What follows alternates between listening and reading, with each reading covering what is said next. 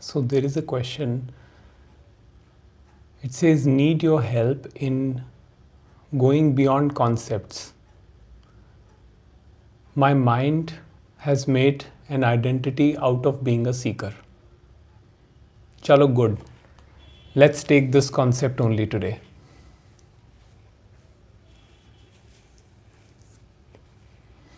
Let's take this concept as to how to go beyond all concepts. Because I can understand that it can be a bit frustrating to be a seeker. Because, it's usually not very clear as to what is being sought. And this confusion, this conflict has been plaguing mankind since ancient times.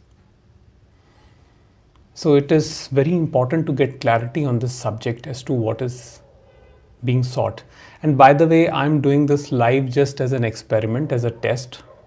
It was not scheduled. So if you are here, welcome. We are going to have some interesting conversations. And you're always welcome to put your questions in the chat below.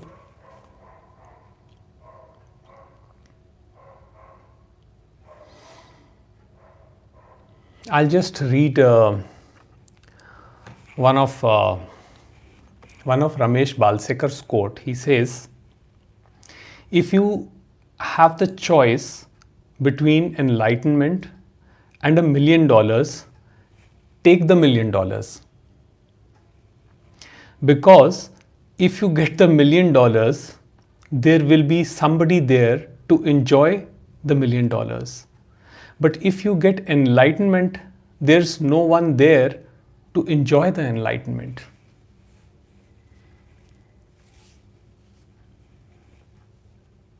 So this is precisely the thing, that enlightenment has always been the fantasy of the thinking mind. The thinking mind believes that it can do something to hasten the progress of enlightenment.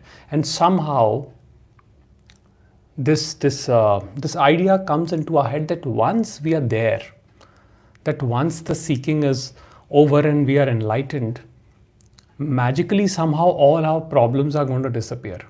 That we will be immersed in this ocean of bliss where we'll never have any conflict. But you see, life is conflict. The flow of life does not care about your or mine enlightenment. It simply flows, because the nature of life is to flow.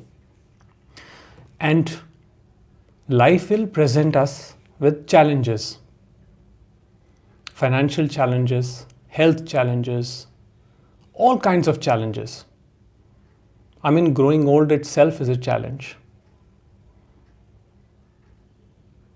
I used to be quite agile 20 years back. Like, I could do a lot of stuff like somersault and very, I could do really tough exercises.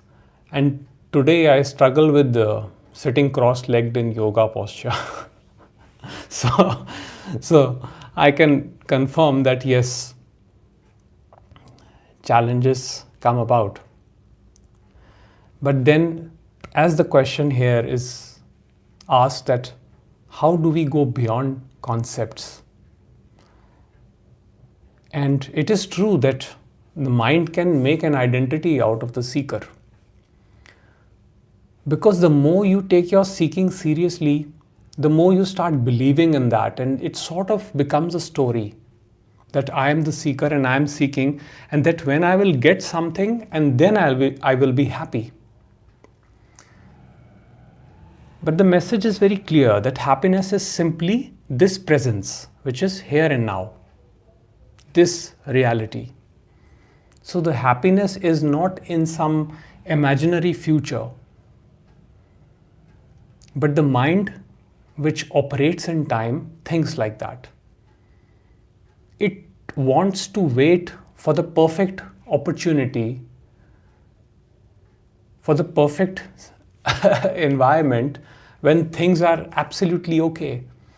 When you have no conflict with your loved ones, with your relatives, when your friendships are perfect, no conflict at all, when everything goes smooth in your job, in your work, when you have no financial troubles, when you have no health concerns.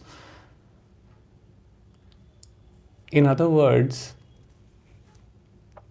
such a situation never happens, because the flow of life is such that these ups and downs will always happen. There will never be a perfect condition. So, how does one go beyond? Now, there is no direct answer to this question other than the fact that investigate as to who is doing the seeking and who wants to go beyond. That is all you can do from your own end. The more you look into this character that fantasize about enlightenment or anything, give it any abstract name, some sort of permanent bliss, then the more illusory nature of this identity you get to know. Or let's say, the more illusory nature of the identity, the character is known. So, the idea of ending the seeking is not about acquiring some special knowledge. It is not about a belief. It is not about faith. It is actually about seeing what is unreal. And there is no better teacher than life. Because I am not a teacher. I am not a guru by any means. And I have almost similar challenges as you have. The only difference is that somehow the seeking has ended in my case. My case, there is no search for any truth apart from this reality which is right now here. Because for many ages this has been told to us that if we do a lot of meditation, somehow the mind will stop thinking, and when the thoughts stop, then we will be somehow immersed in this ocean of pure bliss. But I have not found that to be the case. The thoughts never stop. The mind is not designed in that manner that the thoughts will ever stop. But there is something very interesting that happens.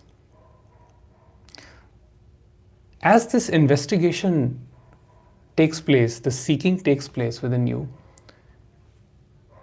your attention acquires a different quality. In other words, you start seeing things with a much wider perspective than with a limited, narrow perspective. So, and that perspective is, I will tell you what that perspective is. That perspective is that nobody does anything but things happen. And this revelation itself is a tremendous relief. It's a relief that, one cannot imagine. Because we are so troubled by this load of doership. I did this, I did that. I mean, we carry the load of guilt and shame and blame and malice and jealousy and I don't know, all kinds of emotions. We are carrying so much baggage on ourselves.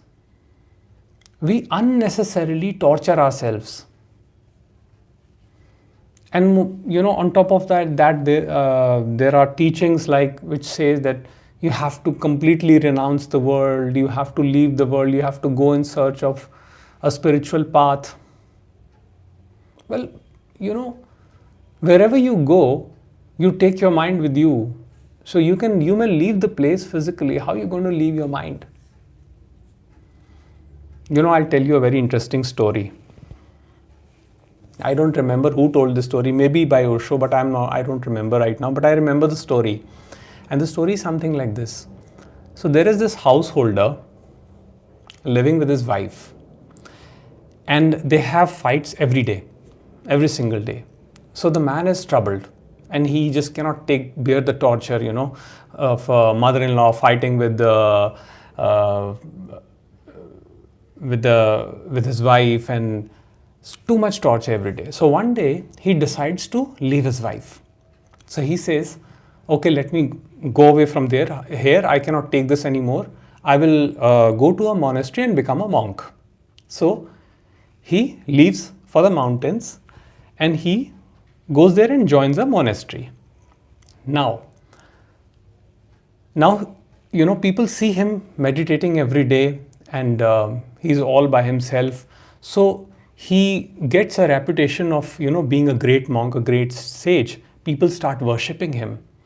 And he's very happy that he's being worshipped by so many people. He builds all that kind of paraphernalia around him of garlands and, people coming and saying, oh, Guruji, great you are.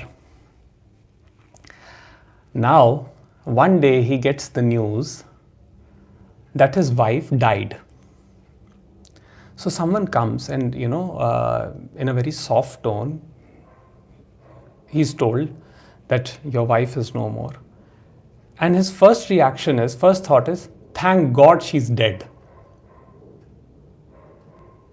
So you see, this is the trap of the ego.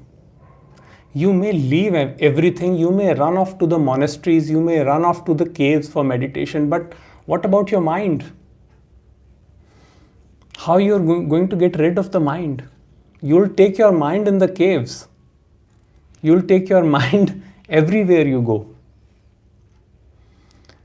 So it is only the mind that is thinking all this, scenarios as to when the seeking will end, when did it begin. And my question is that investigate who is doing the seeking and what precisely does it want. Because someone asked me that what is it exactly that you want? And I had no answer. Most of us, we don't have a clear answer about this. What exactly do we want? Because what is happening here is that we are projecting an imaginary future, a future in which everything is perfect. And somehow we see ourselves in that future, and we see ourselves as this perfect being, who never makes any mistakes and who follows all the social norms, who's completely moralistic, completely vegan, or, in harmony with all religious beliefs. But that is never going to happen. Such a future is just an illusory projection. So to go beyond concepts, just do nothing. Absolutely do nothing. Just be with yourself and see what is going on. Once you go inwards and pay attention, total attention to what is happening, all the questions will disappear.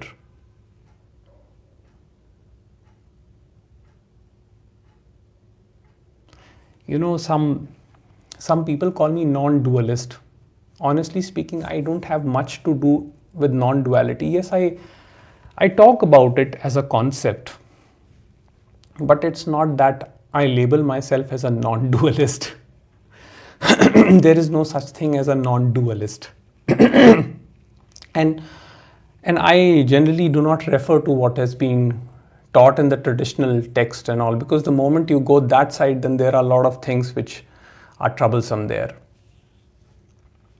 So it's always better to go within and investigate the truth rather than just blindly follow some authority. Because what will happen, that authority may convince you that this such and such is the case, but unless and until you see it yourself, unless and until it is your personal experience and it has stood the test of time, you cannot accept that as the truth. I am nobody to give you the truth. I have no power to give you the truth. I'm just a pointer. I'm not even a teacher. I'm just a pointer. Every book you read, every person you listen to, they are just pointers. The truth has to come from yourself only. And that is why, Ramesh Balsekar, he says that if you win $1 million, enjoy it, because there is actually someone who will enjoy. But enlightenment means the disappearance of the person that thinks who's seeking enlightenment.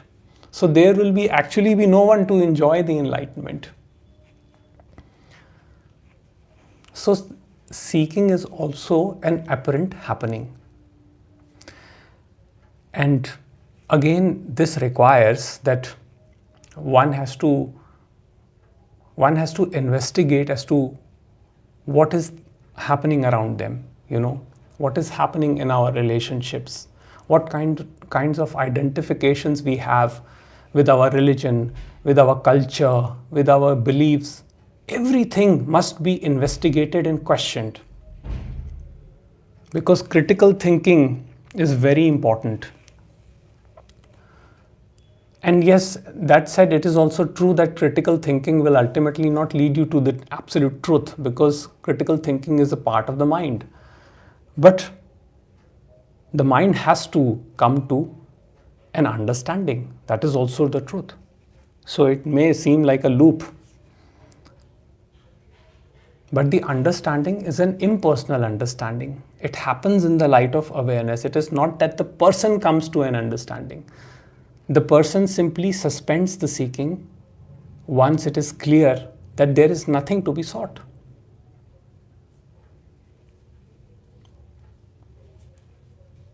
That seeking is just a concept. Okay, so there is one more question. It says, why people won't go through who I am, but run for outer world when they are suffering, and why do I get bother seeing this? Yes, because you see, self-investigation is hard. It's very easy to run after the outer world, because then you have somebody to blame when you fail. See, mind is very tricky. Mind will do all sort of tricks to avoid discomfort and pain.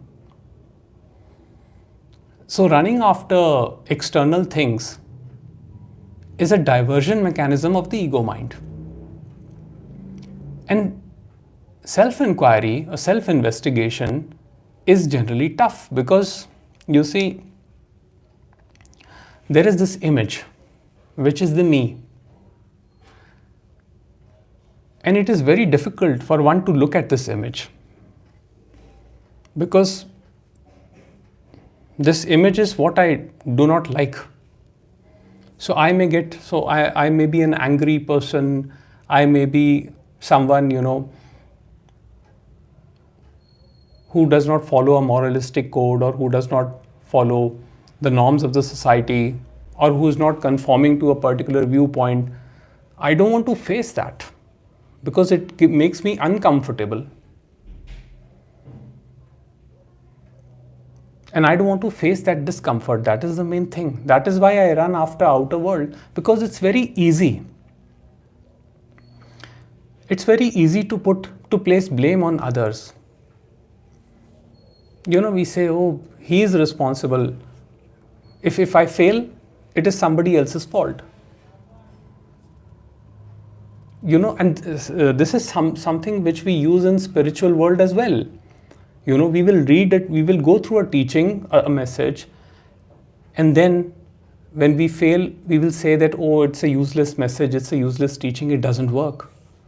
Of course, it doesn't work, because You just didn't do what the teaching says or what the message says. The message simply says, you don't have to study any scripture. You don't have to listen to any authority. Just sit with yourself, completely alone. That's it. Completely alone, and investigate what is going on within. So I'm not even asking you to change anything. I'm not saying don't think. I'm not saying try to control things. I'm not saying let positive thoughts flow and let negative thoughts block negative thoughts. I'm not even saying that. I'm saying allow everything to happen when you sit with yourself. Because when you sit completely alone with complete acceptance, only then you will get to know what is happening inside of you. Then only you will get to the source of all confusion and conflict. But the problem is, there are so many teachings, there's so many messages out there, and all are contradictory. Somebody says, okay, try technique A, then try method B, then try method C. Okay, try Hindu teachings. If they don't work, try some other teachings. Then try Buddhism and this and that. And we just keep circling, roaming from place A to place B to place C. But we are not doing the fundamental thing which every spiritual teaching tells us to do. That is, go and look within. It is very hard to do that, because you immediately see the monster that has been created. You don't like it. And it is there in all of us, including me. It is there. It's not that, it's not that once you know the message that you somehow you become this pure being. There is no such thing as a pure human being. The human being is a flawed entity. But the thing is, the mind which has come to an understanding is okay with those flaws. Once the flaws are seen for what they are, there is no more conflict. And when there is no more conflict, the reaction usually just does not happen. So one is not troubled by the fact that the flaws are there. We simply accept the flaws.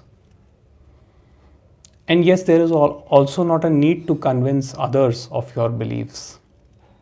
Now, the reason why we get bothered when we see that, of course, we see that people are running towards the, for the outer world, and they're trying to find the remedies for their suffering in the outer world.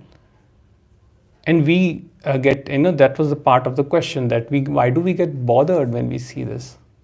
Because somewhere we feel that the ego mind feels that it knows the method. Think of it like this, that, okay, let me tell you something. I once went to Rishikesh, and I met this sadhu. I believe he was a Naga sadhu, because the way he was dressed and, all colored up, he was a Naga sadhu. So I asked him a question. This was many years back. Just out of curiosity, I asked him a question. I said that I'm too much immersed in worldly life. What should I do? And the sadhu said, okay, if that is happening, let it happen. But then I said, but I want to be more spiritual. I want to attain enlightenment. Then what should I do? And he said, okay, if that is meant to happen, it will happen. Why do you worry? So I was quite disappointed by his answer. But today I understand the gravity of those words. It was so simple. The message was so simple. And the message was that let things happen the way they are happening. The moment you drop that resistance of trying to analyze why things are happening the way they are, you understand that everything is a happening. Then there is no effort.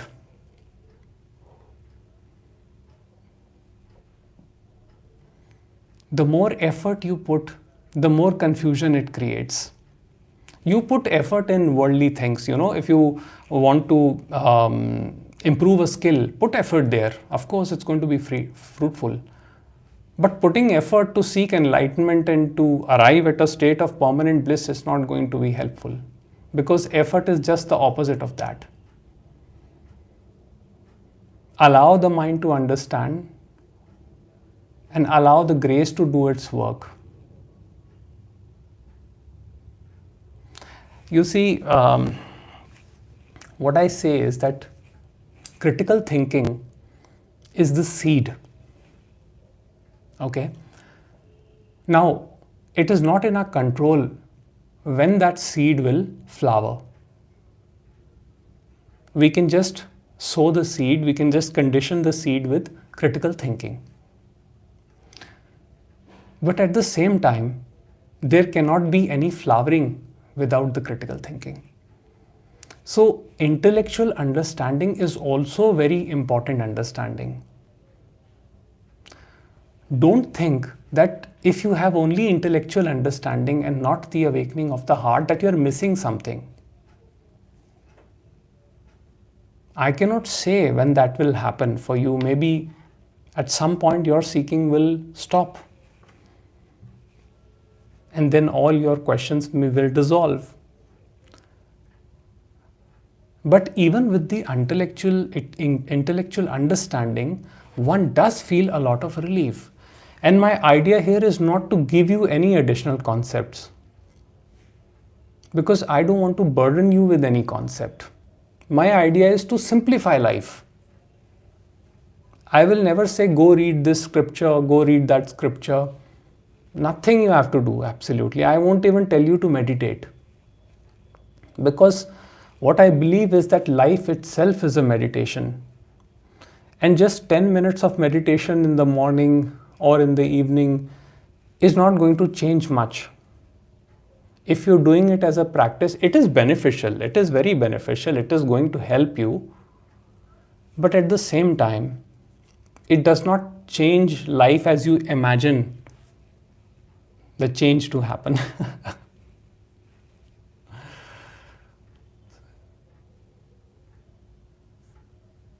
Says, mind gets satisfied with answers from you. I need to go deeper inside myself rather thinking all these. Okay, yes. In fact, be easy on that. You know, first thing about non-duality is not to take it too seriously. Don't take anything too seriously. Everything is a concept, including non-duality, Advaita. These are just big, heavy words. They don't mean anything. The truth which you will experience, or which some of you may have experienced in your heart, you will never be able to describe it. But it will change something. And it is something beautiful. And it will not come with any practice. There is no method, no technique for that. Just simply allow the life to unfold as it happens and see things the way they are. If an investigation is happening, let it happen. So if the questions arise, let them arise. If critical thinking happens, let it happen. If self-reflection is happening, let it happen. Don't stop anything. In fact, we have this tendency to run away from our emotions. The moment we feel a little uncomfortable emotion, we try to find a solution to it. Thodi si anxiety hoti hai, and we're just running here and there. We think, sometimes it is food, sometimes it is television, sometimes it is sex, sometimes it is some other thing, sometimes it is meditation. So we are always running away from here and now. And this is what Nisargadatta Maharaj said is the greatest irony. This is what Maya is. That this very moment, this present which is here and now is everything. But this is what we cannot stand. The moment we are in it, we feel that we need to do something.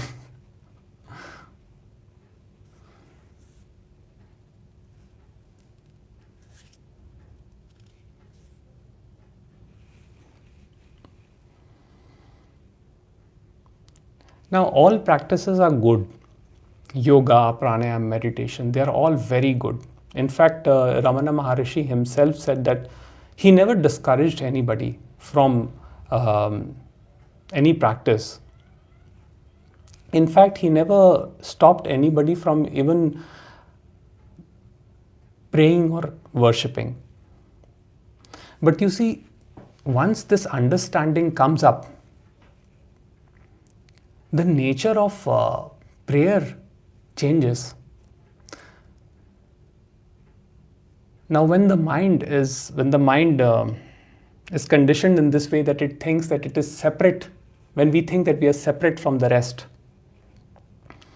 then we imagine a powerful God and we pray to God, and we generally pray for things which concern us, like our family and health, wealth, progress, this and that. There is a list, long list, that give me a good job, give me health, take care of my children, this and that. But once the mind surrenders and the nature of reality is understood, the prayer will still happen. But now the quality of that prayer is completely changed. Now there is no dialogue back and forth with God in that prayer, that do this for me, do that for me. Because it is understood that the one praying and the one that is being prayed to is one and the same.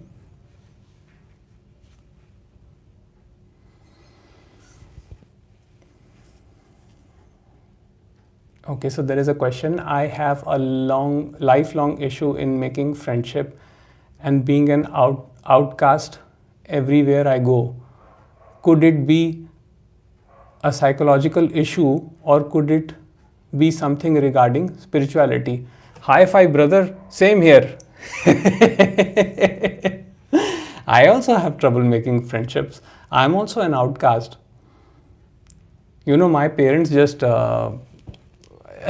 my dad passed away a long time back, and generally people around me, they were very skeptical of this idea that I leave my cushy corporate job and venture into this area.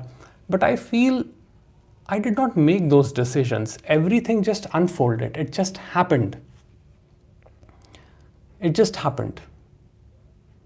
And and the transition which made things easy was that I didn't put any resistance to anything. I just allowed things to unfold. So there was no fear as to how I will run my house, what I will do, this thing, that thing, And things, started settling down on their own. That is how it shows up. So I don't think there is any psychological issue with not having friends, Not having friends is happening at this time. So you continue with whatever work, get involved in some work, some creative work, and, things will come, things will happen automatically. Yes, it is true that, people who are on the spiritual path, they usually do have to face some sort of loneliness, because this whole notion of non-duality, Advaita, this is not very common thing, and it is not something a common man can relate. These kind of concepts and teaching, because everybody, they are on their own journey. There's nothing against them. Everybody is on their own journey. So even don't blame those people for not understanding you. Just have that compassion and see that things will change. Okay, there is another comment. Truth is equal to that which is behind the veil of our perceptions. That which appears as our experiences. Appears to whom? Of course, you are right, but investigate that. What is it that is behind the veil of our perceptions? Be very careful with this, because the moment you objectify anything as a truth, you are reducing it. and truth cannot be reduced. So truth cannot be changing for you and me. Our truth has to be same. So what is that which doesn't change? Okay, there is another comment. It says, I know that I doesn't exist. Okay, this came to me after months of questioning and searching. After that, some spiritual experiences happened occasionally, but the chatter in my head still persists. I know that I doesn't exist. How does the I know that it doesn't exist? You see, that's what I said in the beginning, that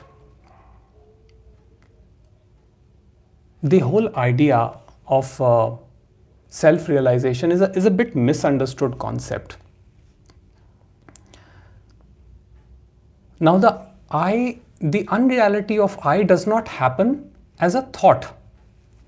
It is not that you will think and somehow arrive at this conclusion that I does not exist. In fact, there will be no thought in your mind regarding that. It will be an insight, a spontaneous understanding. And in that understanding, the questions will drop, as in the weight of the thoughts will disappear. So the chattering may still happen, but you will not be bothered by the chattering. But yes, the mind will chatter, the thoughts will appear. There is no way to stop thoughts. In fact, that is like torturing oneself. So I will not even suggest anything to stop the thoughts. Just see them for what it is. In fact, if your mind still chatters, see that chatters and see where the discontent is coming from. If you know, there may be some particular type of experiences which may be bringing some kind of discomfort. The more you get into the heart of that discomfort, the more you will see the unreality of it. It may happen a couple of times, it may happen hundreds of times, but there will be a time when you will know that, yeah, this is, just something repetitive is happening here. Every time the same situations, the same thought comes up, and then if you see your life is like that, it is a loop. Same thoughts, same troubles, same sensations, same anxiety. Can you observe this? It is not that something new is happening which is coming from outside and troubling you. It is the same thoughts happening over and over again, same situations happening over and over again. And it's very difficult to see this in oneself, but if you see some other person, you will notice that they're always talking about the same things. They're always talking about the same issues. For example, if somebody has a trust issue, okay, so what they will do is they will create so many stories around it. They will say, nobody trusts me and people are always mean to me and this and that. And you will see every time that anxiety comes up within them, they will again say the same things over and over again. My anxiety, my troubles, my this, my that. So if the chattering has happened, look at that chattering. In fact, trying to stop that chattering increases the chattering. So be with that chattering. Jiddu Krishnamurti said that you are not separate from the content. The chattering is you.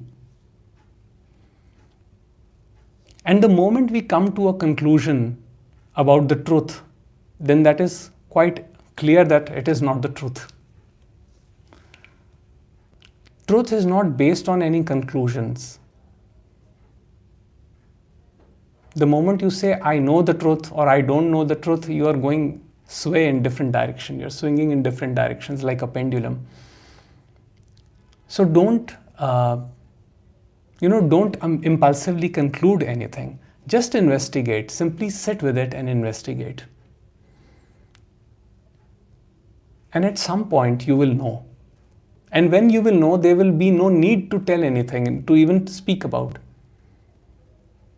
You will know that it has happened.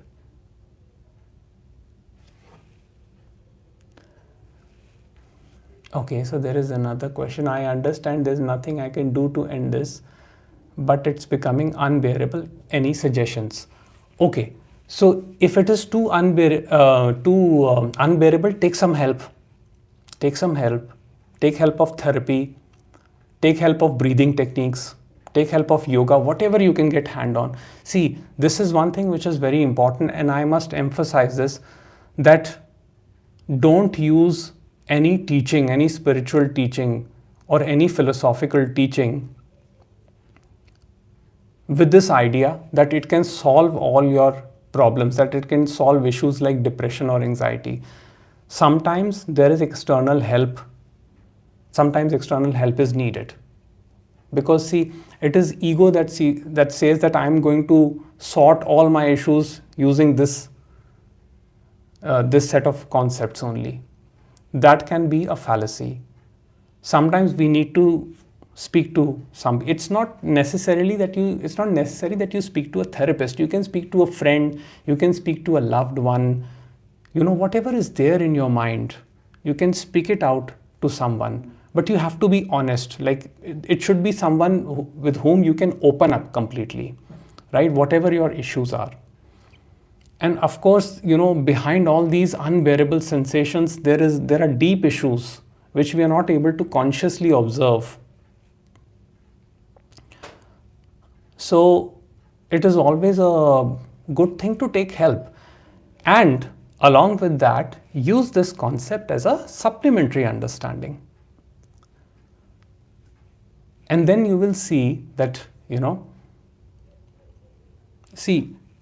once you learn to be completely alone with yourself, okay? When I say alone, what I mean is you're not with your phone, you're not with anything, you're not with your thoughts. Automatically, this switch happens, okay?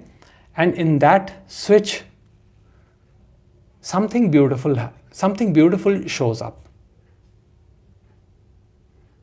And then you will, you realize that, oh my God, this truth, this reality was so close to me. It was like, something is behind me and I'm traveling all over the earth to look for it. All I have to do is just turn and it's there in front of me. Okay, so there is one more question. You just mentioned what is behind the veil of perceptions is also the truth itself. But just after that, you said truth is unchanging. If truth is unchanging, then what is it that is changing in our experience? If truth is unchanging, then what is it that is changing in our experiences? Well, this question I have not understood properly. Just said that truth is unchanging. Of course, yes, truth is unchanging. If truth is unchanging, then what is it that is changing? Of course, the whole flow of life is changing. Everything is changing. Your thoughts are changing.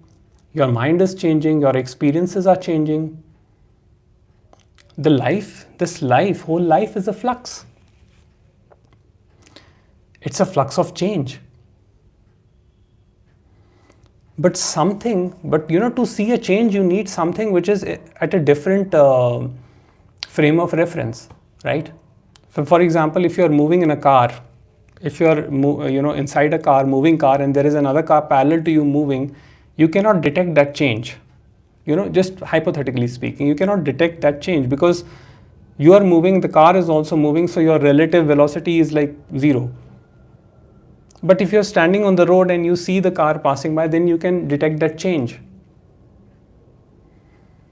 So what is it that is unchanging? That is the question. Now, if I say that is Brahman, that is consciousness, that is this, that is, I can give it all fancy names. But will that help?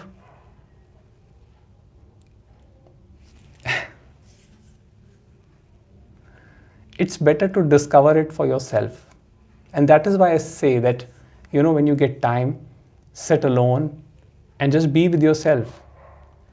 And then it becomes apparent as to what this moment is. Could you give me some advice to be less desirable? Less desirable as in meaning that people don't like you, something like that? Why would you want that? It's always good to be desirable.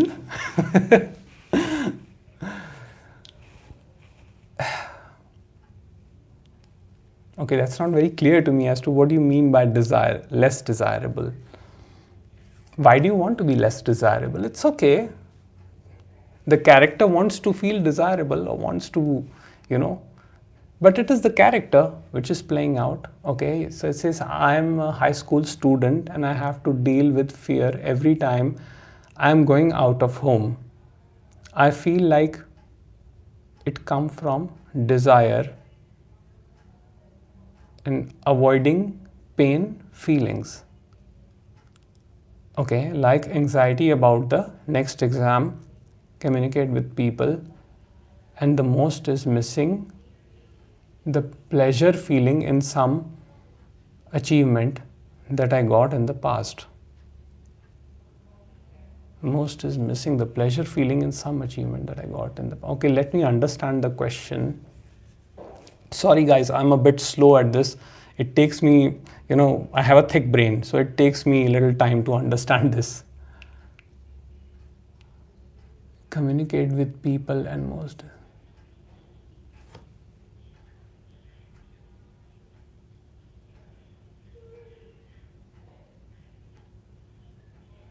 Okay, so you feel that you're creating desires which is building up expectations and which is causing sort of anxiety.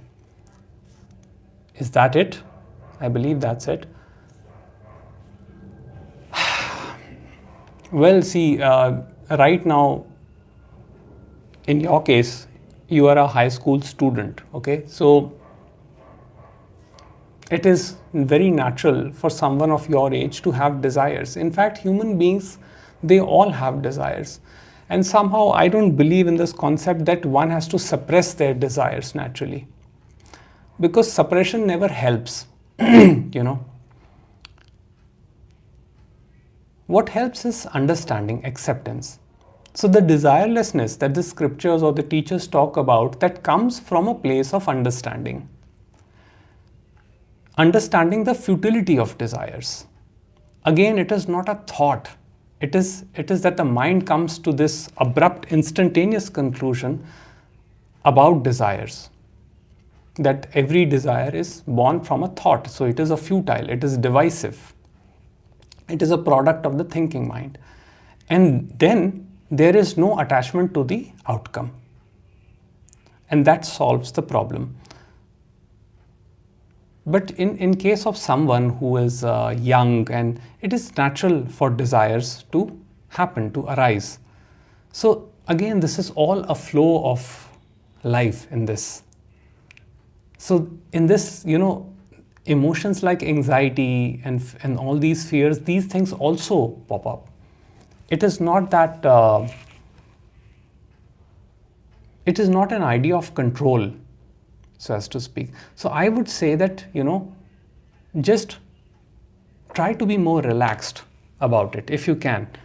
And, just whatever you think you can do in that situation, whatever gives you relief, maybe listening to music, maybe dancing, whatever takes your mind away from that thought, do that for the time being. I know it's not a good thing to divert attention, but at your stage, I will not recommend that. I will say that whatever gives you ease in the moment, do that.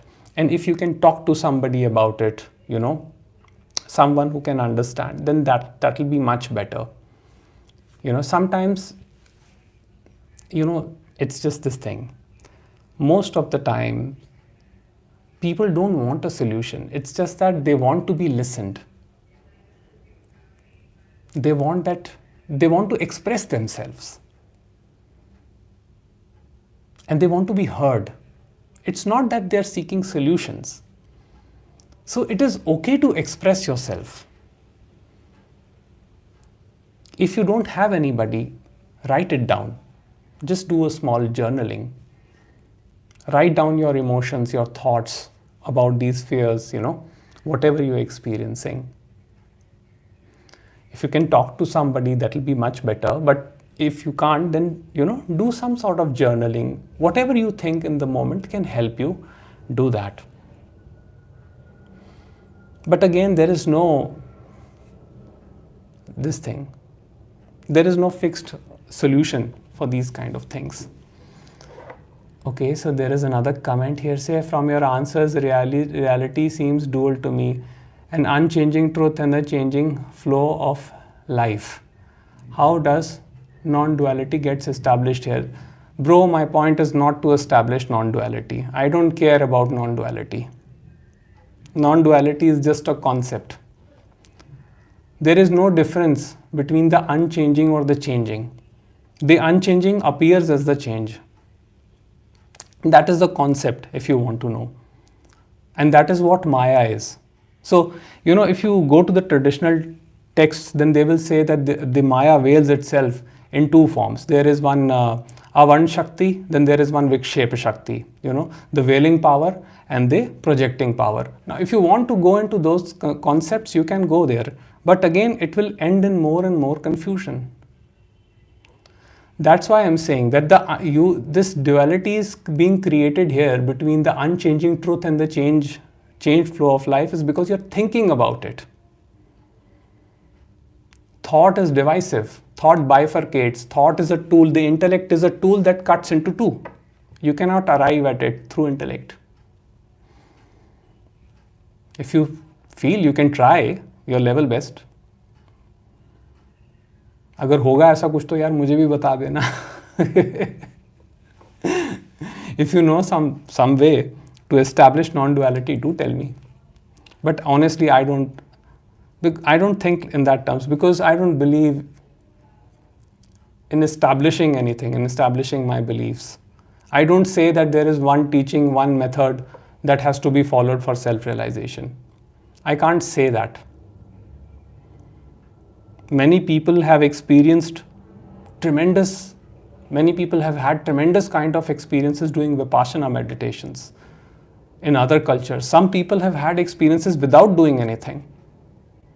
Then to say that there is one method, one fixed teaching, I don't think that's the case. So I don't see any duality. It is the unchanging which appears as the change. And it is very simple. And as I said in the beginning, it is just here and now. This here and now never changes. But everything appears as a change. And if you're thinking about it, then obviously you are in the realm of mind, and mind creates duality. But if you're completely relaxed, see, this is the pointer which I give. People think it's a method, but actually it's not a method. It's just a pointer. There is no greater sadhana than relaxation. Just relax. And unfortunately, the problem is we as a society, we have forgotten how to relax. We are looking for these, these great tricks and techniques, and this type of meditation, that type of meditation. But nothing helps because we have forgotten how to relax. Relax means to be here and now. Simply to be here and now. It does not mean that you have to put on your headphones and listen to a guided meditation. Of course, if that helps, do it by all means. I'm not saying that, do a workout, do singing, dancing, whatever relaxes you, you do. Spending time in nature is one great way. Like personally for me, disconnecting from technology and all, and going out, spending time with nature, it's very helpful for me. In fact, recently I was in Thiruvannamalai. I was attending one talk, and I had a very interesting experience. I was in the compound of my hotel where I was staying, and in that garden, I was just sitting in silence, and there was this feeling of integration in that. And all I could say about that integration was that it was unconditional love. And in that integration, everything was happening. There were birds that were, making different kind of noises. Some birds were eating insects. So even the violence was happening. And it was all part of the unconditional love. It's just that when you see it from a different perspective, you see the reality of it. You know what I'm saying? There is no thinking about it. It is not that, we just imagine that truth will come to us like this, that we will think, and sometime, all of a sudden, it will show up in front of us as this, light, ever expanding light. I mean, I personally have not had any kind of experience like that. For me, it was simple that my questions dropped away, that my need to get answers dropped away. That conflict within me was gone, is still gone. So, of course, things don't always happen the way I want them, but that is accepted. It is accepted. The flow of life is accepted the way it is. That is the only thing. And uncertainty is a part of life. Trying to fight uncertainty brings suffering. Accepting uncertainty for what it is a part of acceptance. Now, it does not mean that you should not do something, that don't take any action. That's an assumption. An assumption is part of the ego mind. Do your best and leave the rest. That's what I told my daughter. She had an exam yesterday, and she was very scared. English exam. So she said, Papa, how am I going to pass that exam? I said, don't worry about it. Do your best and leave the rest. And of course, a child is nervous before the exams, and they're thinking this and that. But when she was home, she was all excited and bright, and she was so happy. Although she didn't score very good marks in the exam, but she was very happy that she did whatever she could do. Okay, thank you for your devotion, your attention to your... Thank you very much. Thank you for listening. So is there any more questions? Let it come. Today I am in the mood.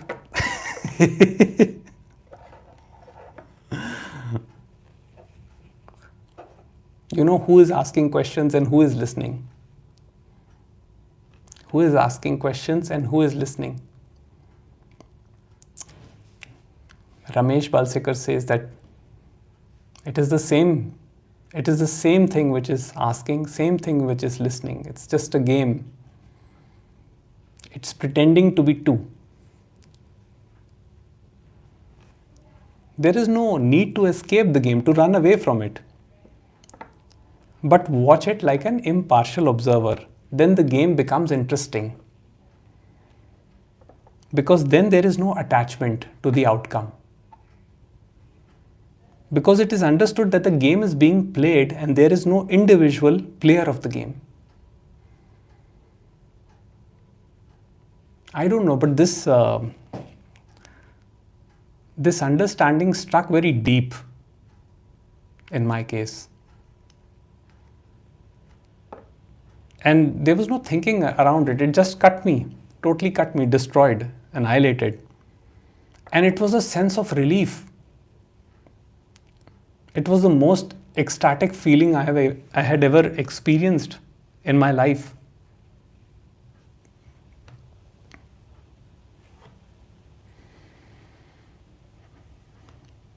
There is this quote by Jiddu Krishnamurti. Yeah, he says, Jiddu Krishnamurti, he says, there is no path to truth. Nobody can lead you to truth. Truth is something that comes into being only when you know the art of listening and seeing. When there is love and compassion, which has its own intelligence. So, the art of listening and seeing, it is not a personal listening or personal seeing, it is a total vision, it is a total observation. In the traditional scriptures, it is called the Sakshi Bhav. Sakshi Bhav is not a personal thing. You cannot say that I am the Sakshi, I am the witness. There is no me who is the witness. Witness is simply the unbiased, unfiltered, undistorted, non-judgmental, non-partial awareness. Awareness to what is. And what is the unaltered flow of life, simply the way it is.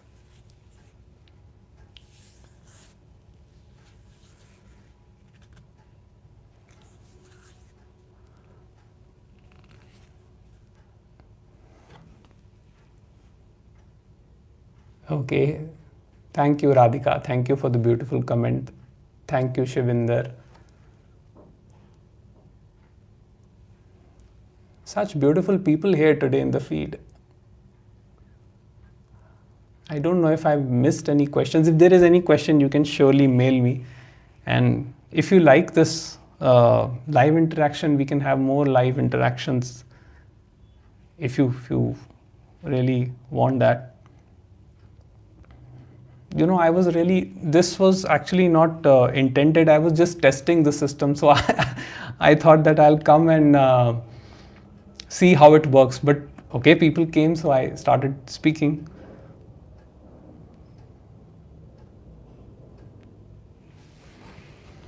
You know this. Okay, I'll just conclude now with a small thing, and this is that.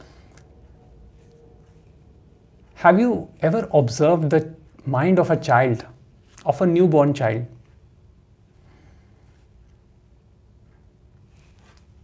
The kind of innocence and purity the child reflects, deep down, we all desire that. Because the child reflects the pure essence. Child does not consider anything separate from itself. Even the mother, for the child, the mother is not a separate entity. So child produces a reaction. When hungry, it will cry. When there's any demand, it will cry. But it does not think of mother or things around it as separate. The illusion of separateness, it comes about through conditioning as the child grows. When child is about 1.5 or close to 2 years, we start calling the child by name, so and so.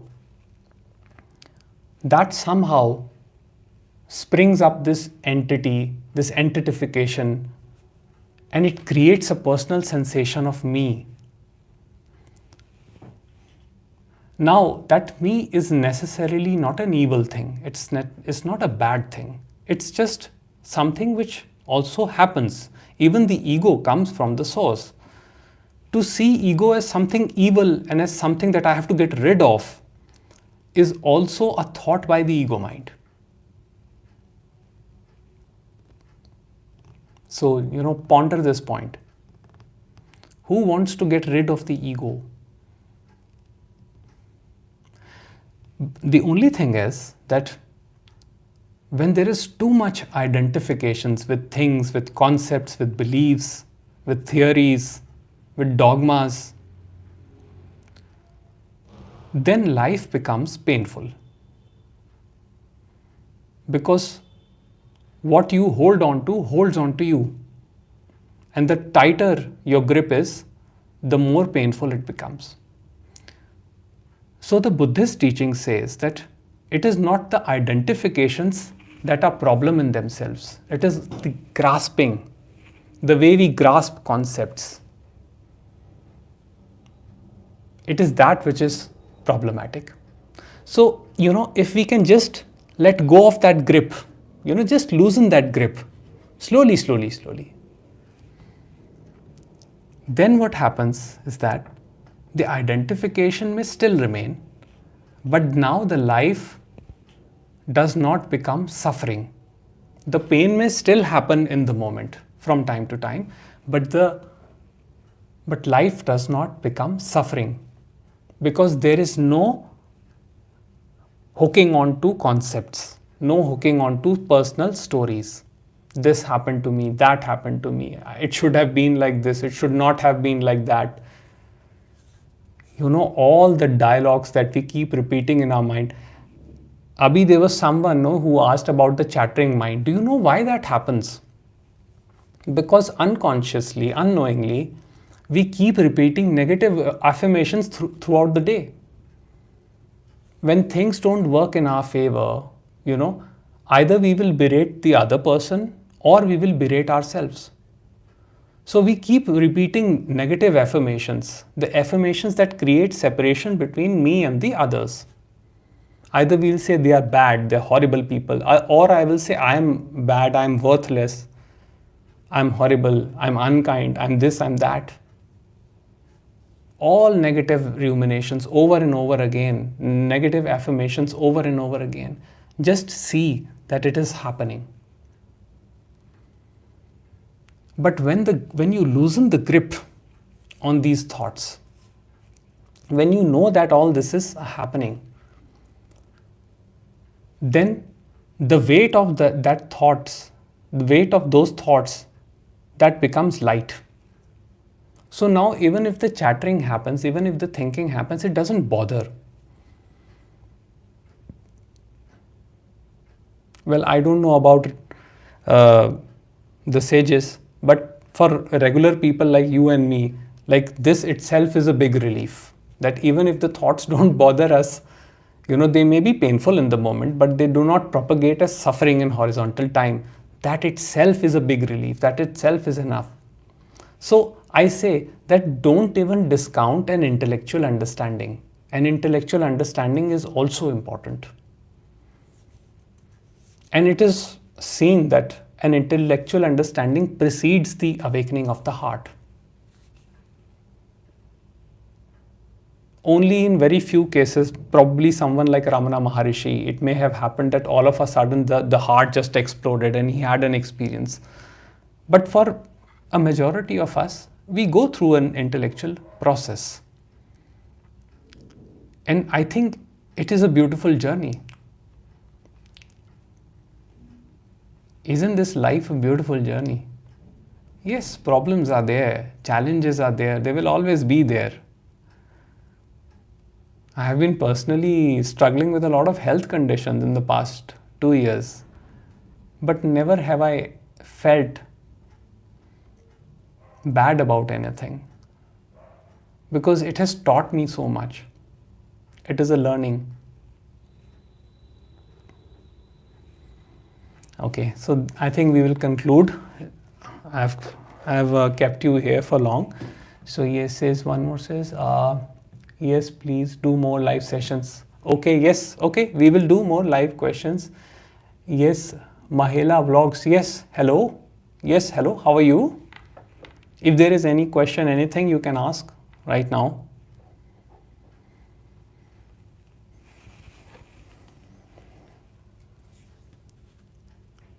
If there is a question, we can continue for another 5-6 minutes.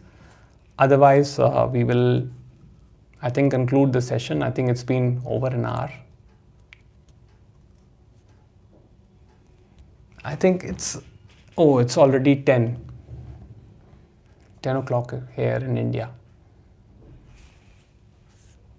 Yes, thank you. Thank you everyone for being here. It was wonderful speaking to you, and I hope to see you all again very soon in the next live session. So I guess we will conclude for now. If there are any questions, anything, you can always go to my website, jagjotsingh.com, and you can submit your question there through email. So I will respond to you through email. So I will take your leave today. Thank you very much. Okay, someone says, sir, have a nice day and nice to meet you here. Nice to meet you too. Nice to meet all of you. Thank you. Take care. Be at peace. Wish you love and peace.